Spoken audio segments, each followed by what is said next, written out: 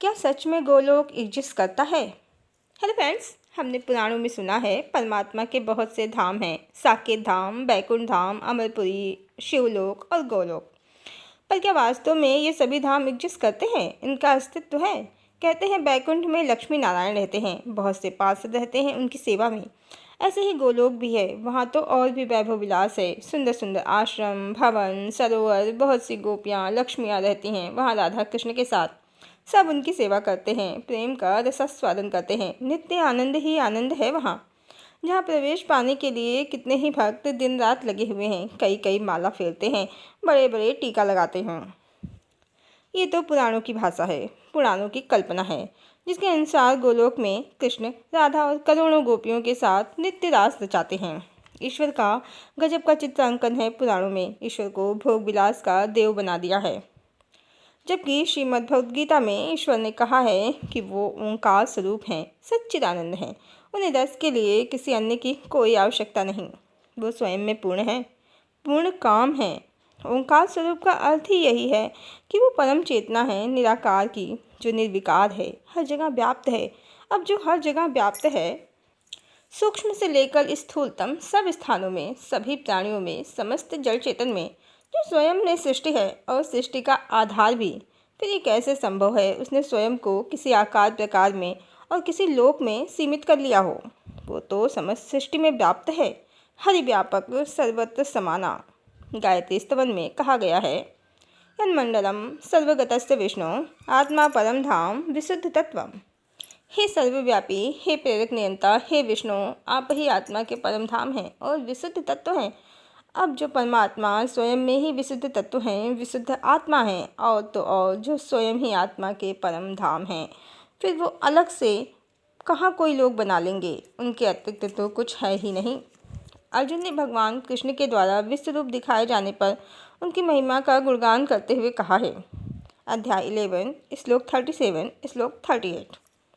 हे महात्मन, ब्रह्मा की भी आदि करता और सबसे बड़े आपके लिए कैसे नमस्कार ना हो, क्योंकि हे अनंत, हे देवेश, हे जगन निवास, जो सत असत और उनसे भी परे अक्षर अर्थात सच्चिदानंद घन ब्रह्म है, वह आप ही हैं।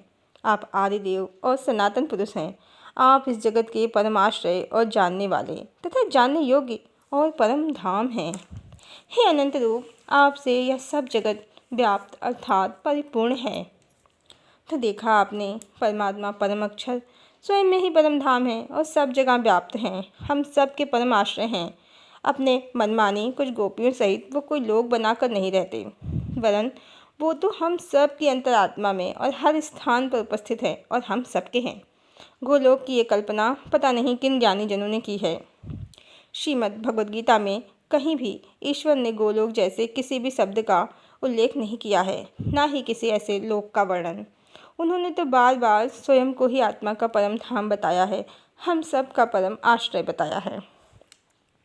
यहाँ तक कि भगवान श्री कृष्ण ने श्रीमद् भगवद गीता में ये भी कहा है कि जो मुझको अजन्मा अर्थात वास्तव में जन्म रहित, अनादि और लोकों का महान ईश्वर तत्व से जानता है, वह मनुष्यों में ज्ञानवान पुरुष संपूर्ण पापों से मुक्त हो जाता है। श्लोक 3, अध्याय 10। इसका अर्थ तो यही है कि जितने भी लोग हैं वो सब के स्वामी हैं। कोई लोग उन्होंने अलग से अपने लिए नहीं बनाया है। और भगवान ये भी कहते हैं कि इस संपूर्ण जगत का धाता अर्थात धारण करने वाला एवं कर्मों के फल को देने वाला पिता, माता, पितामह, जानने योग्य पवित्र ओंकार तथा ऋग्वेद, सामवेद और यजुर्वेद भी मैं ही हूँ। प्राप्त होने योग्य परम धाम, भरण पोषण करने वाला, सबका स्वामी, शुभ अशुभ का देखने वाला, सबका वास स्थान, शरण लेने योग्य, प्रत्युपकार न चाहकर भी हित करने वाला, सबकी उत्पत्ति प्रलय का हेतु, स्थिति का आधार, निधान और अविनाशी कारण भी मैं ही हूँ। श्लोक 17, 18, अध्याय 9। तो आपने देखा, वो तो हम सब का वास स्थान है और वो स्वयं कह रहे हैं कि वो ही परम धाम है, ओंकार स्वरूप हैं। हम सब के परम हितैषी हैं। सबकी उत्पत्ति, विनाश और स्थिति का आधार भी वही है, अर्थात सब तो वही हैं। कुछ उनके अतिरिक्त है ही नहीं। वो हमारे हैं और हम सब उनके। कोई अलग से लोक नहीं है, ना ही कोई अलग से गोप गोपियाँ जो उस लोक में रहते हैं। परमात्मा तो स्वयं में लोक हैं और हम सब उनमें स्थित हैं। वो हम सब से प्रेम करते हैं, वो भी बिना किसी कारण के, क्योंकि हम सदा से उनके हैं। कुछ विशिष्ट जन ही उनके प्रिय नहीं हैं, अपितु हम सब उन्हें प्रिय हैं।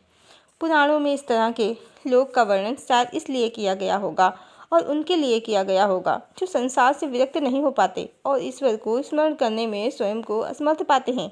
संभवतः उन्हीं के मुख से ईश्वर का नाम निकलवाने के लिए गोलोक जैसे लोक की कल्पना की गई है कि शायद गोलोक के वैभव विलास से प्रभावित होकर उसे प्राप्त करने के लालच में ही वो हरि नाम का स्मरण कर लें। इसके अतिरिक्त इसमें अन्य कुछ भी नहीं है। हरि ओम।